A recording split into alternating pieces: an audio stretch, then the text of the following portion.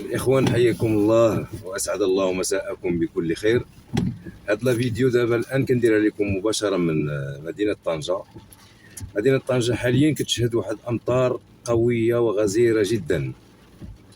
دونك الناس يحاولوا يديروا الحيطة والحذر، يعني يردوا البال مع وليداتهم وداكشي ما يخرجوش والى غير ذلك. بالاضافه يعني يردوا البال لذاك المجاري المائيه اللي كاينه اما في السطاح ولا كيكون عندهم دي كوخ هكا او نيفو ديال هذا، يحاولوا يحلوهم ويردوا البال. ونتمنوا من الله تكون امطار يعني تدخل لنا بالخير، يعني حنا محتاجين ليها. ومزيان الانسان يعني يرد البال، يعني السرعه ما تكونش هذا، ويمشيو الناس بشويه عليهم الى غير ذلك.